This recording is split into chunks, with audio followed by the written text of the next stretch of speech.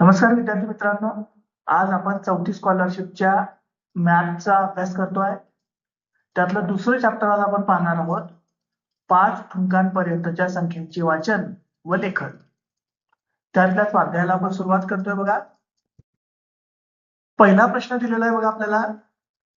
पहिल्या प्रश्नामध्ये एक संख्या दिलेली बघा आपल्याला अक्षरांमध्ये. ती संख्या आहे 60606.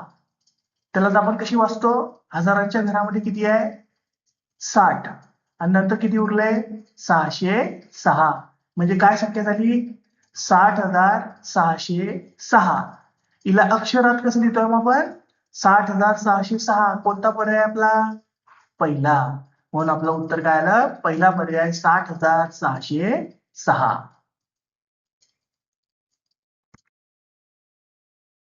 दुसरा प्रश्न आहे बघा याच्यातला.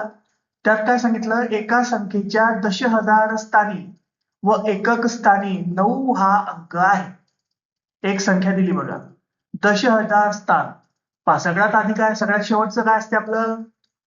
एकक असते. एकक नंतर दशक असते. दशक नंतर शतक असते बघा. शतक नंतर हजार. हजार नंतर असते 10,000. मग काय सांगितलं आपल्याला? 10,000 स्थानी किती आहे? 9 आहे. मग 10,000 स्थानी 9 लिहिले. एकक स्थानी सुद्धा किती आहे? 9. ते पण 9 लिहिले. उर्वरित सर्व स्थानांक 0 हा अंक असल्यास वरील आता उरलेल्या ज्या पण काही संख्या आहेत, म्हणजे हजाराचं घर असेल, शतकचं घर असेल, दशकचं घर असेल, प्रत्येक ठिकाणी काय टाकायचं आपल्याला? 0 टाकायचं आहे. म्हणून बघा इथं पण 0, इथं पण 0 आणि इथे पण 0. काय संख्या तयार झाली आपली? 90,009. कोणता पर्याय आहे? 90,009. तिसरा पर्याय बघा आपला.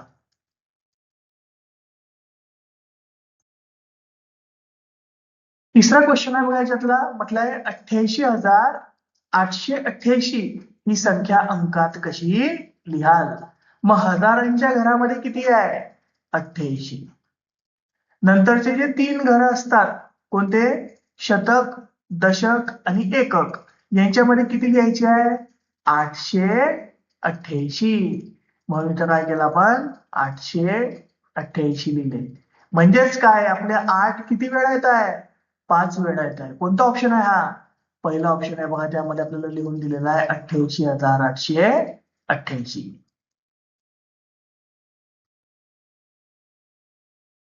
चौथा प्रश्न आहे बघा आपल्याला दिलेला.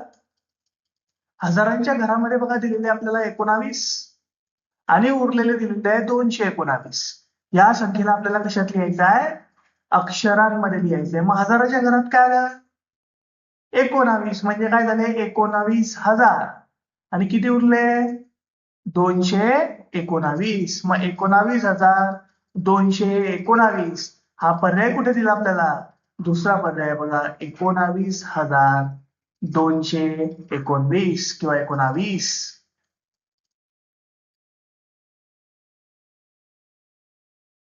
पाचवा प्रश्न आहे बघा आपला.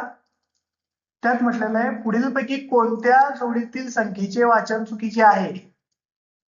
आपल्याला 4 पर्याय दिलेले आहेत बघा. त्यांच्यामध्ये संख्या लिहिलेली पहिले अंकांमध्ये आणि तिचं वाचन करून दाखवलंय बघा आपल्याला इथे अक्षरामध्ये. तर आपल्याला विचारलं की कोणती चुकीची आहे. मग बघा आता इथे किती दिलेलं? हजारांच्या घरामध्ये 13 आहे. म्हणजे किती झाले? 13,000. बरोबर आहे बघा इथे 13,000. उरलेले किती? 508. मग 508 हे पण बरोबर आहे. नंतर किती आहे? 3 आहे बघा हजाराच्या घरामध्ये. 3,911. इथे 30,000 झालेला आहे. म्हणजे हे विधान आपलं काय आहे? तर चुकीचं आहे. आपल्याला चुकीचं शोधायचं होतं. हे तिथं सापडलं बघा. 3,911 पाहिजे होते. अंकांमध्ये दिलेले आपल्याला 3,911 आणि अक्षरांमध्ये लिहिलेला आहे 30,911. म्हणजे दुसरा पर्याय जो आहे आपला हे चुकीचं आहे. 6वा प्रश्न बघा आपला. 4 अंकी मोठ्यात मोठ्या संख्येत 1 मिळवला असता कोणती संख्या मिळेल? काय केलं आपल्याला? 4 अंकी मोठ्यात मोठी संख्या विचारली. 4 अंकी मोठ्यात मोठी संख्या म्हणजे सगळे 9 4 वेळा लिहायचे म्हणजे किती झाले 9999. त्याच्यामध्ये किती मिळवलं आपण 1 मिळवला. म्हणजे 1 काय करतोय आपण याच्यामध्ये प्लस करतोय, ऍड करतोय किंवा बेरीज करतोय. किती झाले 9 आणि 1 10.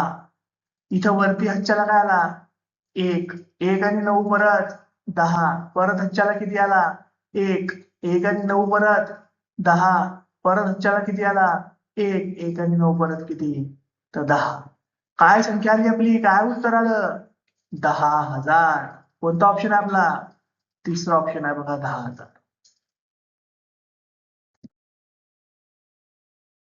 सातवा प्रश्न दिलेला आहे बघा आपल्याला. एका महिलेनं बचत गटाने 78,500 रुपयांची ठेव जमा केली. या संख्येचे अक्षरी लेखन पुढीलपैकी कोणते नाही. मग किती जमा केले बघा 78,500 जमा केलेले आहे. आता कोणतं वाचन नाही आहे ते सांगायचंय. पहिला पर्याय काय दिला 78,500. 78,500 म्हणजे बरोबर 78,500 होतात. साडे म्हणजे काय अर्ध म्हणजे 500 रुपये आणि 78,000च्या वरती 500 रुपये बरोबर आहे. पहिला ऑप्शन बरोबर आहे. नंतर 78,500 हे तर संख्येचं वाचनच आहे. 78,500 हे सुद्धा बरोबर आहे. नंतर काय म्हटलं 785 शतक. शतकांच्या घरामध्ये किती आहे 785 हे सुद्धा बरोबर आहे. आणि नंतर म्हटलं 785 दशक. दशकाचं घर हे आहे त्याच्यामध्ये 785 नाही येत आहे. इथून जर का वाचायचं म्हटलं तर 7,850 दशक पाहिजे होतं. पण दशकांच्या घरामध्ये फक्त 785 दशक म्हटलेलं आहे. म्हणून चौथा जे विधान आहे ते काय आपलं चुकीचं आहे. ते चौथं विधान जे आहे ते बरोबर नाही. आठवा प्रश्न आला बघा पुढचा. 25,000 ही संख्या अंकात कशी लिहावी. किती दिले बघा 25,000. त्याला काय म्हटलं पावणे. पावणे म्हणजे काय पाव बाकी अजून आणि 25,000 पावणे 25,000 म्हणजे 25,000 अजून पूर्ण झालेले नाही. त्याला पाव भाग अजून बाकी आहे. मग बघा जसं की आपली एक पोळी असते बघा एवढी गोल. त्याच्यामध्ये बघा आपण जर का 4 भाग केले तर हा पहिला भाग आहे एकच भाग त्याला म्हणतो आपण पाव भाग. नंतर जर का दोघी भाग घेतले तर म्हणू आपण अर्धा भाग. नंतर जर का 3 भाग घेतले तर परत आपण काय म्हणू 3 पाव भाग झाले बरोबर. आणि जर का पूर्ण 4चे 4 घेतले तर आपण म्हणू की पूर्ण झालं. अशामध्ये आपल्याला काय सांगितलंय 25,000 तर आहेत पण कसे आहे पावणे 25 आहेत. म्हणजेच काय 25,000 अजून पूर्ण झालेले नाही. म्हणून काय उत्तर येईल आपलं 25,000 पूर्ण झालेले नाहीये म्हणजे अजून 24,000च आहेत.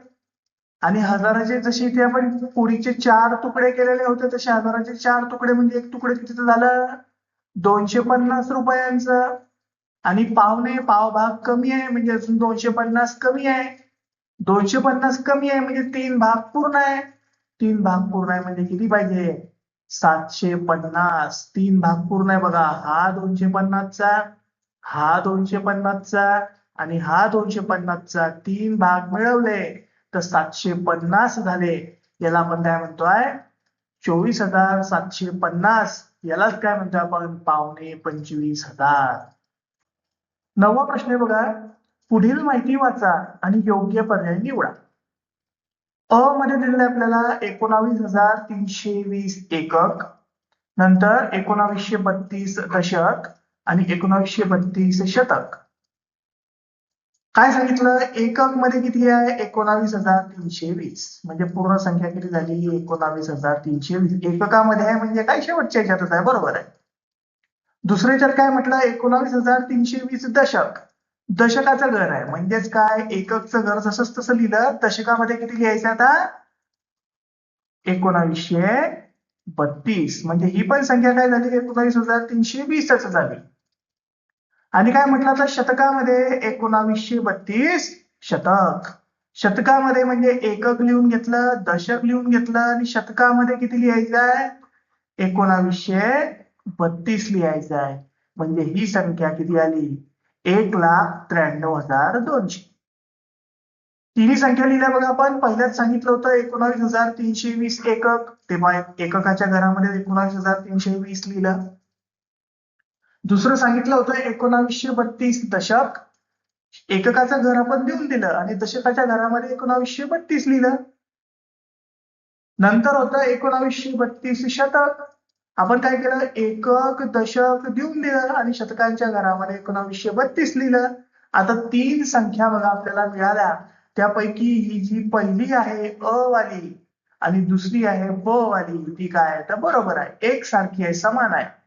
तिसरी जी आहे क वाली ती जरा थोडीशी वेगळी आहे. मग काय पर्याय दिले आपल्याला, योग्य पर्याय निवडायचा आहे. सांगितलं अ आणि ब हा एकच संख्या आहेत, बरोबर आहे. मग अ आणि ब एकच संख्या आहेत, कारण दोघांचं उत्तर काय आलं होतं, सेमच 19,320 आलं होतं बघा दोघी ठिकाणी आपलं उत्तर. आणि म्हणून पहिलाच पर्याय जो होता आपला की अ ऑप्शन आणि ब ऑप्शन तो दिलेला आहे आपल्याला, दोघं संख्या कशा आहे, एकच आहेत. 10वा प्रश्न दिला म्हणून आपल्याला काय म्हटलं, एका संख्येत 300 शतक, 70 दशक व 27 एकक आहेत, ती संख्या अंकात कशी लिहा. काय सांगितलं, शतक किती आहे, 300, 300 शतक, शतक म्हणजे काय, 100, त्याच्यामध्ये किती लिहायचं आहे, 300. मग काय केलं बघा आपण, 300 शतक म्हणजे पामा एककचं घर देऊन दिलं, दशकचं घर देऊन दिलं, शतकांच्या घरात किती लिहायचे आहे, 300 लिहायचे. हे बघा, हे शतकांच्या घरामध्ये आपण काय केलं, 300 लिहिलं. नंतर काय म्हटलं, 70 दशक, एककचं घर देऊन दिलं, दशकाच्या घरात किती आहे, 70 आहे, 70 दशक. नंतर काय म्हटलं, 27 एकक, एककाच्या घरात किती आहे, 27 आहेत. तिघांची ऍडिशन करा, तिघांची काय करायची आपल्याला, प्लस करायची. बघा इथं काय आला, 7चा 7, 2चा 2, परत 7चा 7, 0चा 0 आणि 3चा 3. इलाच मराठीमध्ये कसं लिहिणार आपण, 3 0 7 2 7, म्हणजे किती आले, 30,727. कशी लिहिली जाईल मग, 30,727 म्हणजे कितवा पर्याय आहे, तिसरा पर्याय. 11वा प्रश्न दिला बघा, 46,250 या संख्येचे पुढीलपैकी कोणते वाचन नाही. मग काय केलं बघा, 46,000 दिले, 250 दिले. पहिला पर्याय काय सांगितला, 46,000. 46,000च्या वरती सव्वा भाग आहे, सव्वा म्हणजे किती, 250 रुपये, बरोबर आहे, पहिलं वाचन. दुसरं काय म्हटलं, 46,250, 46,250 सुद्धा बरोबर आहे. 46,000 हजारांच्या घरामध्ये आणि उरलेल्या घरामध्ये 250. नंतर काय म्हटलं, 4,625 दशक, दशक वाचायचं आहे. मग हे आलं दशकाचं घर इथे, या दशकाच्या घरात किती आलं, दशकाच्या घरापासून 4,625, ते सुद्धा बरोबर आहे बघा. आणि काय म्हटलं, 45,000. 45,000 अजून पूर्ण झाले नाही, त्याला पावणे म्हणजे 250 बाकी आहे. म्हणजे किती झाले, 45,000 पूर्ण झाले नाही म्हणजे 44,750 झाले, त्याला म्हणू आपण पावणे 45,000. आणि आपल्याला संख्या दिली काय, 46,250, म्हणजे चौथा ऑप्शन आपला काय आहे, चुकीचा आहे. म्हणून उत्तर काय आलं आपलं, चौथा ऑप्शन, पावणे 45,000. 12वा प्रश्न आहे बघा, याच्यामध्ये एक आकृती दिली आपल्याला आणि या आकृतीमध्ये तयार झालेली संख्या आपल्याला कशात लिहायची आहे, अंकात लिहायची. मग मनी मोजायचे बघा, किती इथं, पहिले 1 2 3 4 5 आणि 6, मग लिहून घ्यायचे 6. दुसऱ्या याच्यात काय आहे, काहीच नाही म्हणजे 0. तिसऱ्या याच्यात काहीच नाही म्हणजे परत 0. तिसऱ्या याच्यामध्ये काय आहे, 1 आणि 2, म्हणून इथे लिहून घेऊ आपण 2. आणि इथे 1 2 3 4 5 आणि 6, परत इथे किती आले, 6. एकक, दशक, शतक सोडून स्वल्पविराम दिला म्हणजे किती झाले? 60,026. 60,026 कोणता ऑप्शन आहे हा? पहिला ऑप्शन आहे. पुढच्या प्रश्नामध्ये सांगितलं आपल्याला किती लिहायचे आहे? 50,003. हजारांच्या घरात किती आहे? 50,000. आणि शेवटी किती आहे फक्त? 3. म्हणजे 0 0 आणि 3. म्हणजे काय आपल्याला 5 काढायला पाहिजे. पहिल्याच्यात 5 आणि शेवटच्या 3, बाकी मधले 3 शून्य पाहिजे. मग बघा पहिला जर का तुम्ही ऑप्शन बघितला त्याच्यामध्ये पहिल्या काळीवरती किती येत आहे? 5 येत आहे. मध्ये 3 जे आहे त्या शून्याच्या आहे आणि शेवटची जी आहे एककची त्याच्यामध्ये सुद्धा 3 शून्य आहेत. म्हणजेच आपला पहिला पर्याय जो आहे तो दाखवतोय संख्या कोणती? 50,003. नंतरचा प्रश्न दिला बघा आपल्याला एक संख्या दिली. हजारांच्या घरामध्ये किती आहे? 58 आणि नंतर किती आहे? 0 आणि 1 आणि 0. आणि विचारलं ही अक्षरात कशी लिहाल? मग कशी लिहाल बघा. काय म्हटलं पहिले? 58 0 10. 58 0 10. पुढचं काय म्हटलं? 5,80,010. 5,80,000 तर नाहीच आहे. दुसरं काही लिहिता येत नाही बघा. पहिल्याला डिबेट आहे थोडीशी. पहिल्यावर असू शकते पण दुसरं तर नाही आहे. 5 लाख काही होणार नाही. नंतर म्हटलं 58 0 1 0. 58 0 1 0 असंही म्हणू शकतो आपण. अक्षरामध्ये वाचता नाही येत तसं पण म्हणू शकतो. आणि शेवट झालं 58,010. सगळ्यात जास्त करेक्ट कोणता आहे? हजारांच्या घरामध्ये 58 आणि नंतर पुढे किती आले? 10. म्हणजे 58,010 जो चौथा पर्याय दिला होता आपल्याला तो अचूक आहे. अगदी बरोबर आहे. नंतरचा प्रश्न आला बघा. पुढीलपैकी कोणते विधान बरोबर आहे? कोणतं वाक्य बरोबर आहे ते आपल्याला ओळखायचं आहे. मग काय म्हटलं पहिल्या वाक्यामध्ये? एक शतक म्हणजे 10 एकक. एक शतक. एक शतक म्हणजे काय? शतकाच्या घरामध्ये 1. आणि नंतर देऊन दिलं किती? दशकचं आणि नंतर एककचं. ही कुणासारखी असते सांगितलं? 10 एकक. एककाच्या घरामध्ये फक्त 10. नाही हे काही येत नाहीये. बरोबर नाही. चुकीचं आहे. 100 आणि 10 काही सारखे नाही. नंतर म्हटलं काय? 10 शतक. बाबा एककचं घर, दशकचं घर, शतकाच्या घरामध्ये 10. 10 शतक. म्हणजे काय सांगितलं? 1 सहस्त्र. सहस्त्र म्हणजे काय? 1000.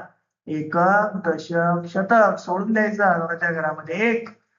म्हणजेच काय? दोन्ही संख्या बरोबर येत आहे. इथे पण 1000 आहे, इथे पण 1000 आहे. दुसरा ऑप्शन कसा असेल आपला? बरोबर. तिसरा चौथा आपण चेक करून बघू. काय म्हटलं? 10 दशक. 10 दशक. दशकाच्या घरामध्ये 10 हे एकक. दशकाच्या घरामध्ये 10 म्हणजे किती झाले? 100. म्हणजे काय? एक एकक. एककाच्या घरामध्ये फक्त एकच. हे पण काही बरोबर नाहीये. आणि चौथा पर्याय काय सांगितला? 1000 एकक. एककाच्या घरामध्ये किती द्यायचंय? फक्त 1000 एकक. म्हणजे 1000 झाले. आणि किती उरले? म्हणजेच काय? तर 10 दशक. मग एककचं घर सोडून द्यायचं. दशकाच्या घरामध्ये किती लिहायचे आहे? 10. हे 100. हे पण काही सारखं नाही आलं. म्हणजे आपला जो दुसरा पर्याय होता तेच उत्तर बरोबर येते. म्हणून आपला सेकंड ऑप्शन तो बरोबर आहे. मी आशा करतो विद्यार्थी मित्रांनो की तुम्हाला हे समजलं असेल. धन्यवाद.